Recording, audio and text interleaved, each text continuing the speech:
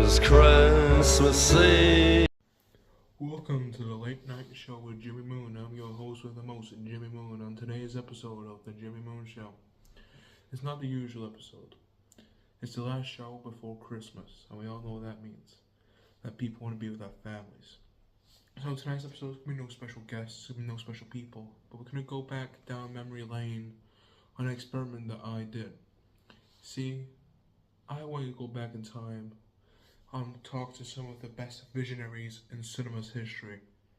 As myself, I love cinema with a passion, and I feel like I was able to do this successfully. So how about on tonight's episode, I show you some of those clips and give you some history on cinema. But I can talk about any part of the story if I wanted to. For example, the Lumiere brothers, who in a way pioneered cinema itself, and films like Trip to the Moon, the first film to ever have color in the history of cinema. But my story does not start here. See, with my time machine that I invented to do this experiment, I didn't want to just do people that people have forgotten about, if that makes sense. No disrespect to the Lumiere brothers or anyone like that. I wanted to go for people that people would like to talk to in the modern days of cinema, especially people that have influenced cinema so much. So let's be honest, the actors of today are not going to be watching a Lumiere brothers 5-minute little short. No disrespect again, but that's how I see it. So what the furthest I back was to the 1930s with Charlie Chaplin. Let's roll the footage.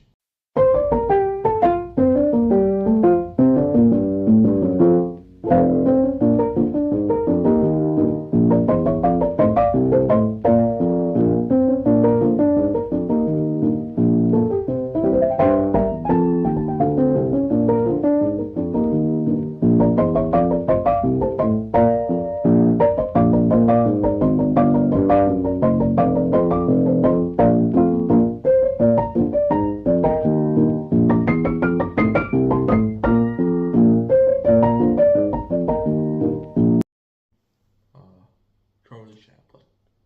He was one of my favorite guests on the show because it's Charlie Chaplin. His films were the most relevant in the 1930s with city lights, and it's just incredible that I got to talk to him today in the current world, this current society that we live in, and it was an honor, to be honest with you. And as you can see there, the footage was all black and white and silent. That's how films like City Lights was when he made them, and they're in the cinemas. It's just mind-blowing to me that that's how people used to watch movies, because it's just hard to believe that how we've transformed as a society. But after a film like City Lights, a lot of stuff happened. One major impact on cinema was World War II, understandably. Affected budgeting, that it also changed the way we told stories. There's a lot of propaganda type films made during World War II and after World War II, and it's just incredible the way that it's all changed. From Charlie Chaplin's days to our next guest from the 1970s, which, there's a big gap, but I just wanted to many big things happened. The introduction of CGI. Alfred Hitchcock's famous film Vertigo, first ever time CGI was used in a film. And that's a common staple in today's films. You wouldn't see an Avengers film without CGI. You wouldn't see a stupid live action Disney remake without CGI.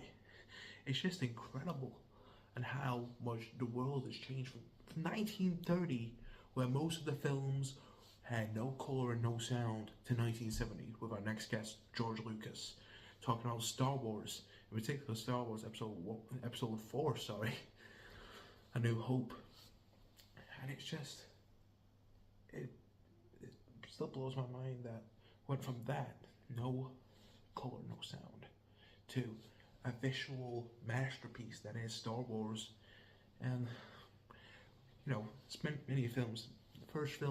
One of the first films to ever have color in it, Technicolor to be precise, was The Wizard of Oz, and that film still is revolution to this day if you ignore all the bad paints and the asbestos snow. Don't condone that, obviously, but as a film, it is still a masterpiece of cinema. But our next guest, George Lucas, was a visionary and a mastermind of his day, and still is. And still is so well thought of in cinema because he created Star Wars, one of the most successful franchises of all time. Roll the clip. Mr. Lucas, is it okay if I could ask you a question about Star Wars? Yes, of course. I'm a massive fan myself. I'd just like to say, how did you actually make those spaceships? Well, we used miniature models of the ships, and we had a space background, and that is how we filmed it, of all the ships with the space background, and it worked out to be very effective. Impressive. Honestly, I honestly thought you were in space. Honestly, impressive. And the next question I want to ask you, because in Star Wars there's obviously many creatures that we don't have on Earth. How did you do a character like Yoda, for example? Well, Yoda, back in 1980, was used as a puppet. So we used puppets to film a lot of the creatures, and that worked out to be very well. Well, yeah, I honestly thought Yoda was that. I thought you created like a gremlin-like style creature. But then, one more question, Mr. Lucas, if it's okay. Previously, we had Steven Spielberg on the show, which I know you have a great amount of respect. You've got a great friendship for. And what did you do for Indiana Jones? Well, obviously we worked together for Indiana Jones, and we wanted to make a big action adventure type film, and obviously we got planes and loads of other different setting type stuff, and it was absolutely amazing. It was an absolute blast working on that, and obviously we got to work with Harrison Ford again, which he previously worked with as Han Solo in Star Wars, so that was an absolute phenomenal thing to film and make. Yeah, correct me if I'm wrong, but you wrote the story for Indiana Jones, didn't you? I did, yes. Yeah. Can I just say, obviously, incredible story. It was a legendary film. Thank you. George Lucas, everybody. Wow. It still boggles my mind today. Models and a space background. That's what it took to make Star Wars. That's how it took to make the Millennium Falcon and the Death Star. It's just wow. He's a great guy. For the little time I had to chat to him on the show, he was great. I loved having him on the show. And you know, it's just amazing that I still get to do this. I got to talk to these people. And well, our next guest is not too far away, 1970s to 1970. I'll be honest, my brain's going a little bit, but from the 1970s to 1981, with Steven Spielberg talking about Indiana Jones, which, by the way, George Lucas did help with that film. He wrote the story for Indiana Jones. And, you know, they've got a great partnership, they've got a great friendship, George Lucas and Steven Spielberg. So how about we cut to that? Steven Spielberg. Steven Spielberg, nice to have you on the show. Thank you for having me. This is Steven Spielberg, obviously the director of the film Jaws, which I gotta be honest with you, it's one of my favourite summer blockbusters of all time. I really appreciate you saying that. And I just want to say, I'm just impressed how you got a shark to do all that. Well, in all fact, we used 3 separate models of a shark because in all moments you either have the shark to the left, to the right, or dead centre. So instead of using special effects, which we really didn't have all that access to, I decided to use practical effects. That's amazing. So 3 model sharks. That, I honestly thought it was a real shark. Well done there. Thank you. And I'd just like to say that, you know, I think you're doing amazing work. And I just want to talk to you about George Lucas. I believe you two are great friends. Yes, we are. We have worked together, not really all that officially, but he does inspire me and I like to think I inspire him too. Yeah, of course, because he had massive success in Star Wars, which again, massive fan of. But I've heard rumours that you two are working together on a film called Indiana Jones and the Raiders of the Lost Ark. Yes, we are. It just came to me one night and it snapped to my head and I just thought, I need George's Luke, and honestly, for Indiana Jones himself, I do have a good idea of who I would want him casted as. Amazing. And just one question. Previously on the show, we had Charlie Chaplin. What's the main technological advances since Charlie Chaplin to you?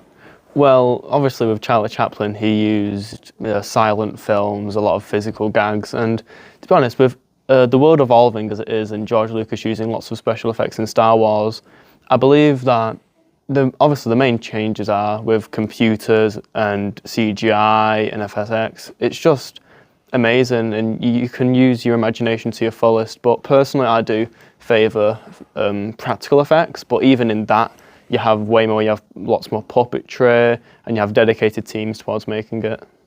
Thank you so much for being on the show.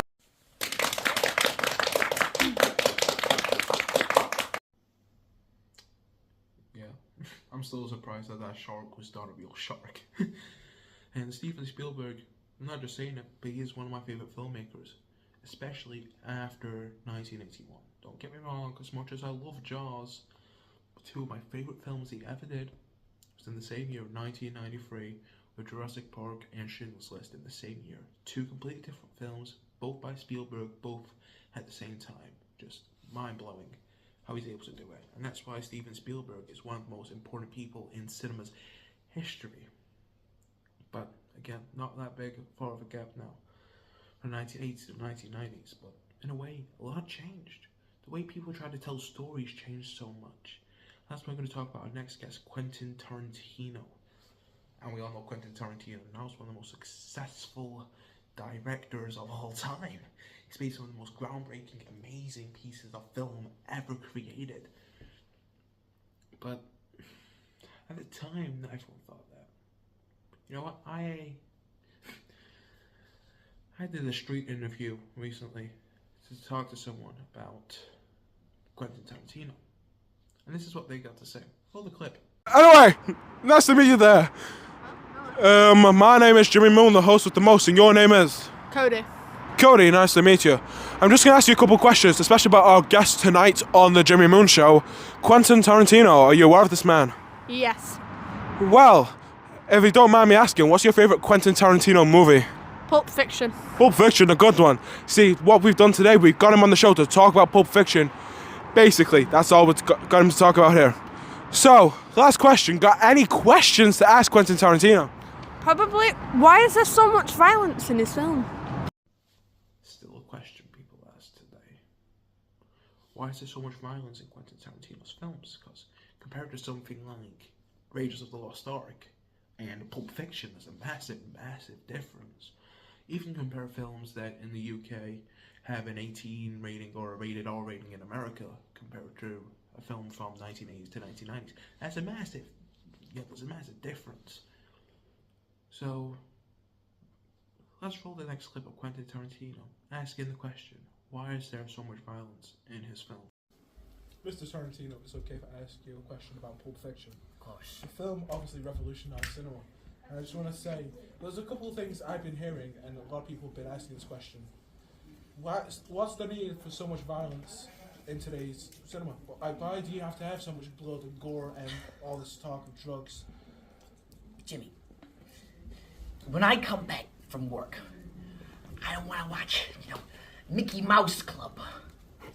I want to watch violence. I want to watch compelling story, accuracy, drugs, violence, alcohol. It's real, Polly Pockets and kid stuff, Completely understand. Very, very, very good answer. I'm very happy with that answer. I'd just like to say also, Pulp Fiction, becoming the massive success that it is now. Is there anything you regret while doing the film? Is there anything you wish you could have changed? Hiring Uma Thurman. I didn't get along with her during filming. She's difficult at times, but she was the poster girl. She sold the whole thing. So I think mistake on my part. Yeah. But we live and learn. Yeah, obviously you correct the phone is from Uma Thurman in that film. I know you might think otherwise, but it was so revolutionary in a way, that whole film and that whole experience. And one final question: how do you think cinema's changed? Because previously on the show we've had people like Charlie Chaplin, Steven Spielberg, George Lucas. How's that changed from now? How has Quentin Tarantino's films changed from Charlie Chaplin's films? The way I see it, Jimmy, it's about non-linear storytelling. Take Pulp Fiction, for example. It all happens in different bits and you gotta piece it together in your head. Not doing a puzzle when you watch it. Whereas now you see, you know, Frozen, Avatar, it's all CGI for children. But I think Pulp Fiction revolutionized non-linear storytelling. And I think that's been brought into modern cinema. But that's just my opinion. Thank you so much. You know, you're a master of cinema. You're a creative genius. And I just want to say thank you very much. Quentin Tarantino, everybody.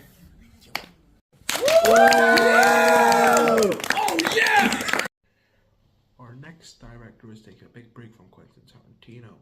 Tarantino's from the 90s. This one is from last year, 2023. Greta Gerwig, who directed the successful film Barbie, which it was a Barbenheimer was a global phenomenon. Both films doing well, but Barbie winning at the box office and Oppenheimer winning in the awards. And a lot happened since the 90s to now. One main impact was COVID-19, the coronavirus. A virus that made us all have to self-isolate. It still affects us to this day. It affects us socially, affects us financially. It also affects the way we watch films. The rise of streaming platforms is immense. And with the rise of streaming platforms, especially during COVID and self-isolation when we couldn't go to the cinema, it made more movies go straight to streaming, meaning people don't get to watch it in the cinema, meaning Hollywood loses out on money. So many films have been lost out because they go straight to streaming, and it doesn't do Hollywood any good. It doesn't do films any good. It makes people just think, I'll wait for it to go on streaming. Films like last year, Disney's Wish, film to celebrate 100 years of Disney, didn't get marketed at all. It had some marketing, but it was dreadful marketing. And people didn't go and watch it because they didn't know the film was coming out. And when they went on Disney Plus, oh, Wish is there. Never heard of that film. Let's stick it on. But it was out in the cinema like probably 4 weeks ago. It baffles me what Hollywood has become. And I understand how they've had to adjust it because of COVID, but the time's over now.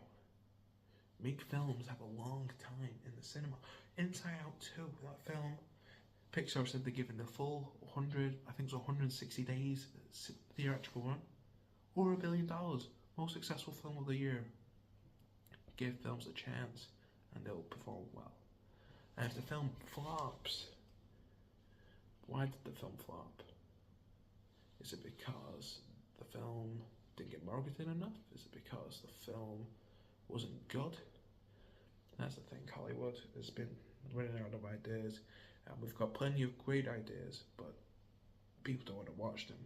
Cinema is getting more expensive every single day, and people would rather go and watch a sequel to a film that they already know they like the original of than try a new interesting idea of a film. But Greta Gerwig was able to use that, like getting Barbie, one of the most successful toys in the world, making a powerful message that still affects us to this day with the difference between men and women in like pay. And it disgusts me that women don't get paid as much. It pains me that this injustice still happens. And Gerwig, being the mastermind that she is, was able to create a perfect way of expressing it without, literally using what was happening, using cinema to say a message that is happening in cinema. Greta Gerwig. Greta Gerwig, nice to meet you. Nice to meet you too. Thank you for having me. As you all may know at home, Greta Gerwig is the director of the film Barbie, which broke records last year. And I can't just say myself, I loved Barbie. I thought it was one of the best films of the year. And I think it inspired a lot of people, especially little girls in the audience. My main idea for the film was just to inspire women and show them they can be whatever they want to be, especially little girls. Exactly. You should be proud of yourself for doing that. IMAX. Yeah. It was always used for documentaries. Would you say IMAX has enhanced the cinema experience for normal film goers? I say it would 100%. It's just so much better video quality for everyone to enjoy. Would you like to have any messages for the little girls at home? Because you are an inspiration, you are an icon to these people. Just like to let everyone know that they can do absolutely anything they want, and no one should be afraid to chase after their dreams. And I know this might be a bit of a subject, but your next film's going to be a remake of the Narnia films, if that's right, going straight on Netflix. Yeah. Can I just say how much I'm looking forward to them? I've loved all your films, and I think you're just going to keep on getting better and better. Yeah, thank you so much. I know you'll enjoy these ones. Gotta go, everybody. There we have it. Our little journey through cinema has finished. My mission to talk to some of the most visionary and just amazing directors and filmmakers of all time has ended, and it's been a hell of a journey. It's been a hard journey, but it's been a journey that I absolutely enjoyed doing. This is the last episode of the Jimmy Moon Show for 2024. Just because it's Christmas. And it's the season to have a break. It's the season to be with loved ones, be with family. It's just been a nice little highlight reel for you all until the end of the year. I just want to say from my family to yours, have happy holidays to you all, and wait to see you next year.